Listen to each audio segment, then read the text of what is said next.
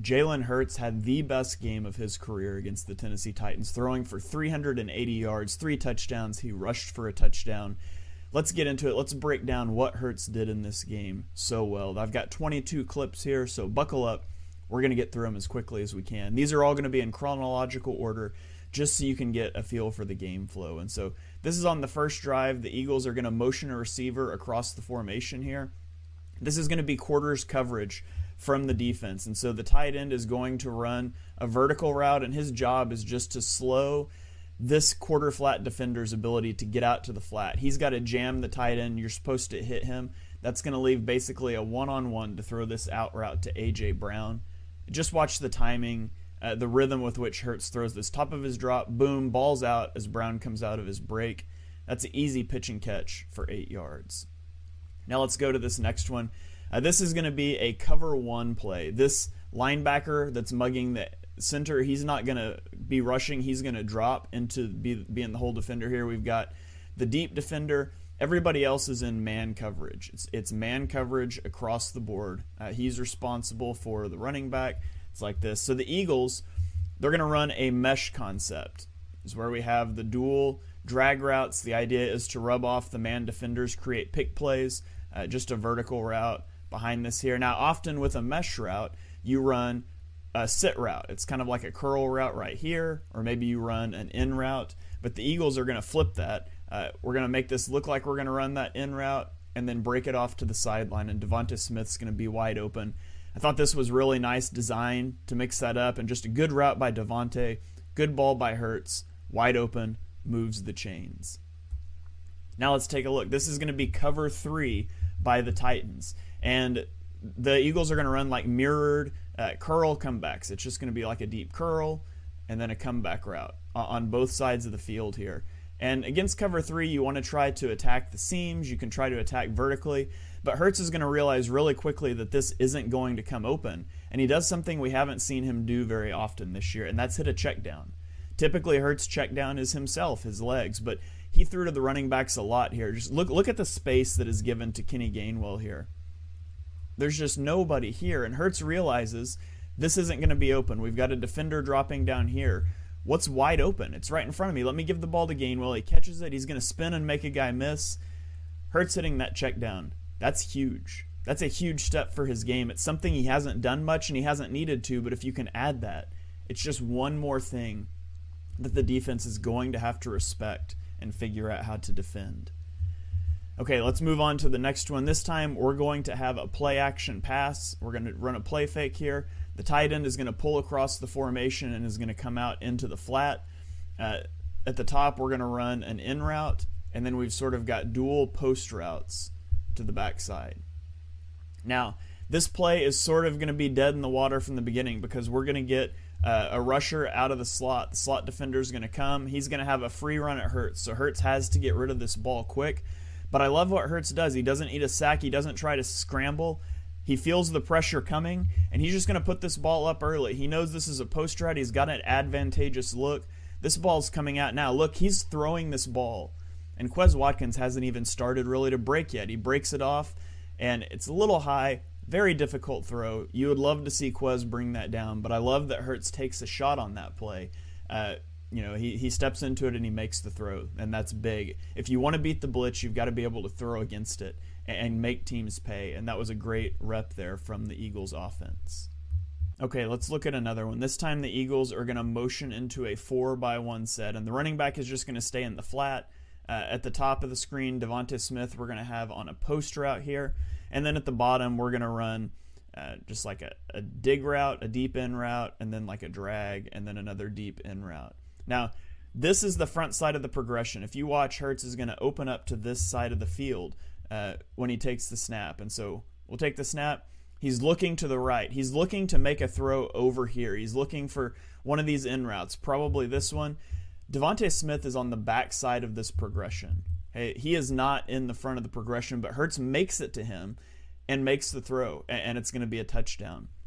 That's huge again. If you don't have to cut the field in half, if you can get through your progressions to the backside and hit those throws, that's huge for an offense. It makes the whole field an option, and there's not a ton of quarterbacks that are getting to the backside of progressions with regularity.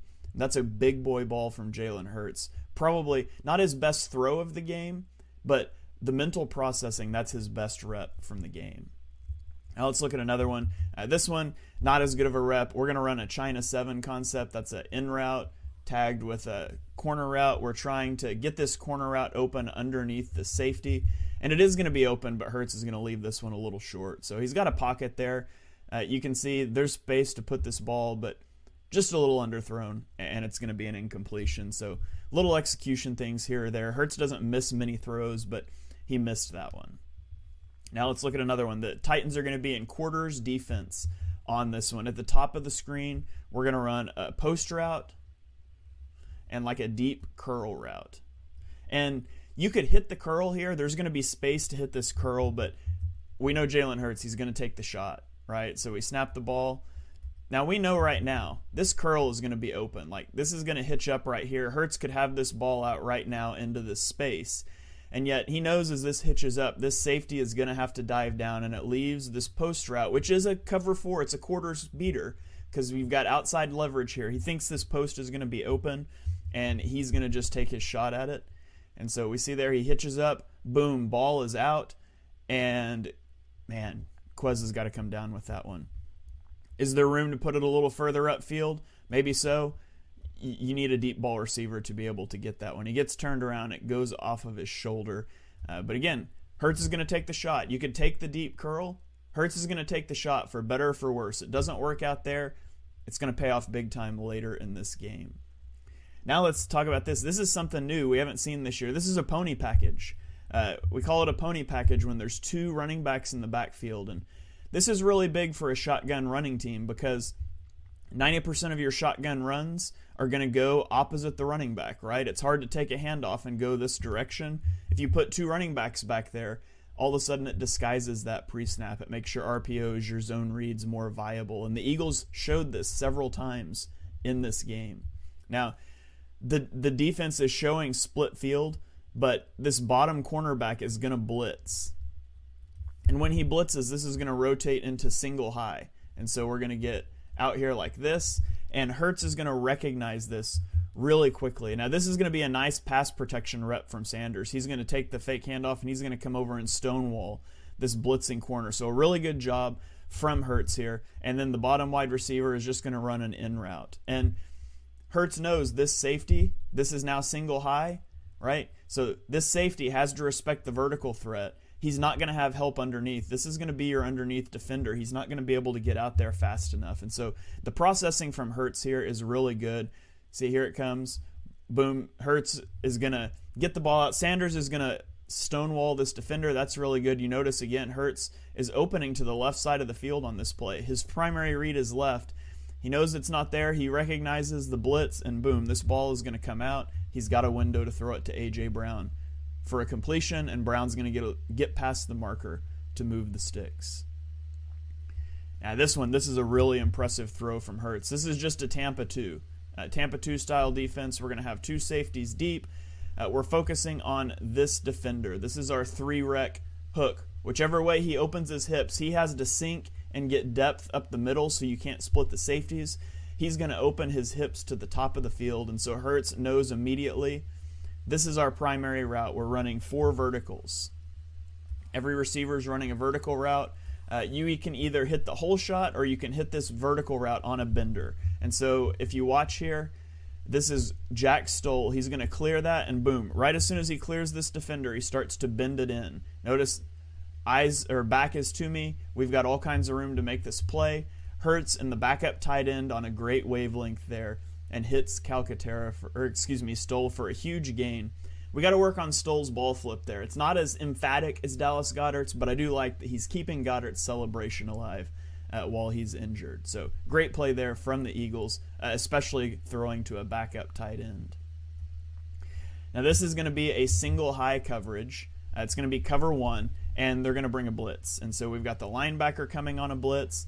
And the Eagles are going to do a good job of picking this up. It's going to give time for, you guessed it, A.J. Brown to get vertical. Single high, let it fly, especially if A.J. Brown is on your team. And so Hurts hits the top of his drop, ball's out, exactly the look he wants. And that's a beautiful throw. It was originally ruled a touchdown on replay.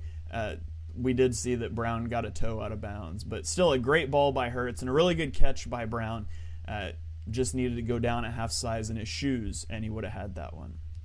So what do the Eagles do? They come back just a play or two later, and they're going to run an out and up to A.J. Brown. You're trying to get this defender who's on an island to bite on the out route, and then you go up, and A.J. Brown's just going to bully him, just totally run over the defensive back here. The out, the bite down, boom, puts him on the ground. You don't get an easier touchdown than that. And to add insult to injury, he turns around, backs into the end zone, and the officials call pass interference on the defensive back, who was also injured on the play. This is going to be one of the sacks that Jalen Hurts takes. This is a play-action shot play. We're going to have sort of a vertical route here, and it's a crossing route. And everybody else is going to be blocking, and this just goes bad from the start. So we'll roll it here.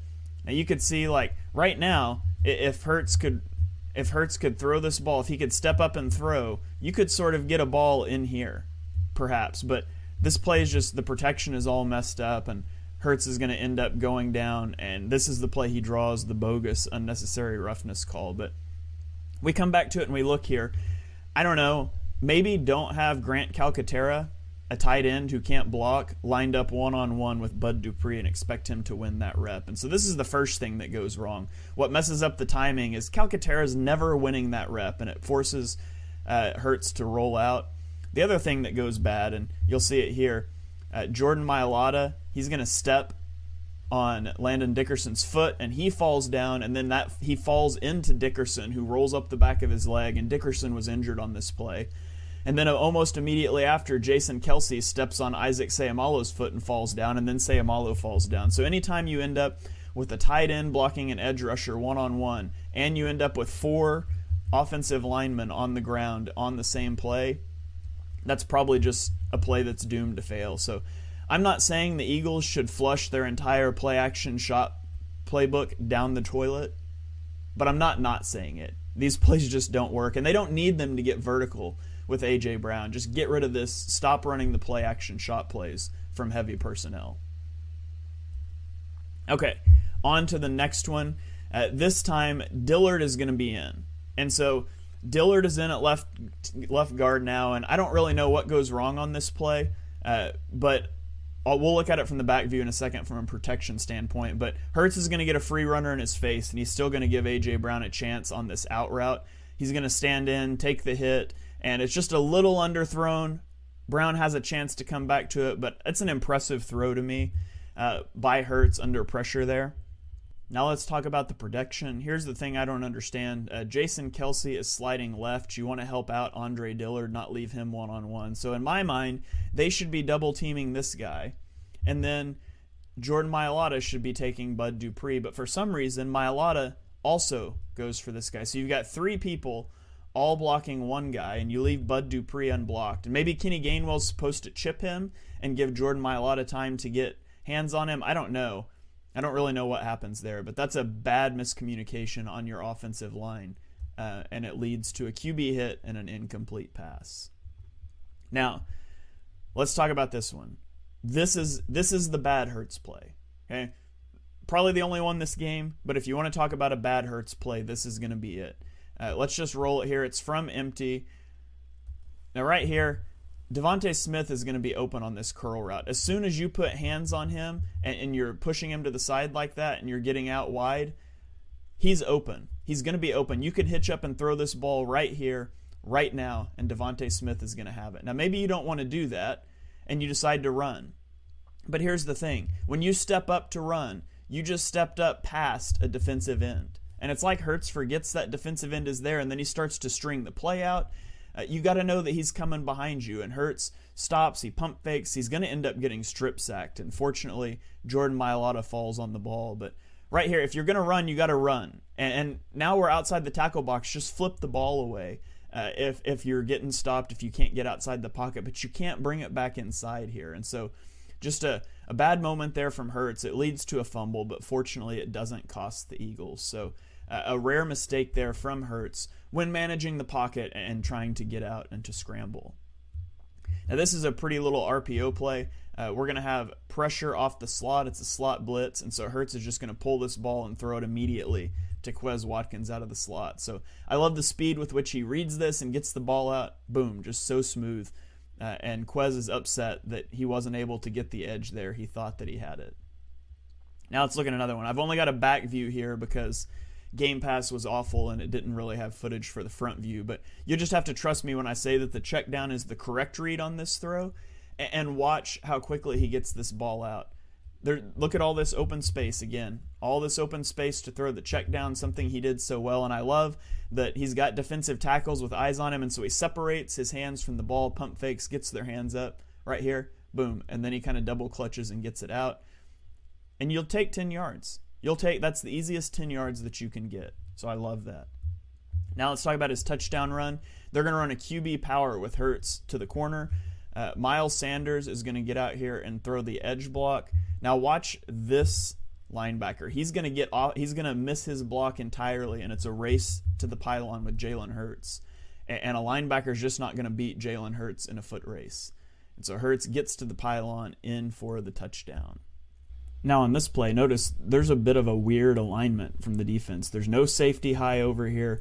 This is what we call a capped cornerback. This cornerback is capped by this safety. He's sort of lining up over him. This indicates to us that there's something probably up with this corner. He might be coming on a blitz, which is exactly what's going to happen on this play. The offense is going to pick it up perfectly. The line is going to slide left. I'll show you that from the back view in just a second. Miles Sanders is going to come across the formation, and he's going to pick up on the right. It's easier for a running back to come across the formation and hit that edge rusher with speed than to try to step in front of one. So we'll see that happen. But on the passing concept, on the bottom, we're going to have a fake bubble screen here. We're going to have a deep out route by Devontae Smith and a vertical route by A.J. Brown. Now, Devontae Smith is going to be wide open. I would take Devontae Smith here, but Jalen Hurts has shown time and time again that he is going to air this out to A.J. Brown, and A.J. Brown is going to make a play more often than not. This ball hits the defender's shoulder pads before A.J. Brown catches it, and he's able to come down with it. Just a great ball there by Hurts, and a great job by A.J. Brown. So let me show you what I was talking about with the protection here now. The line is going to slide left. That means that Jason Kelsey is taking this guy.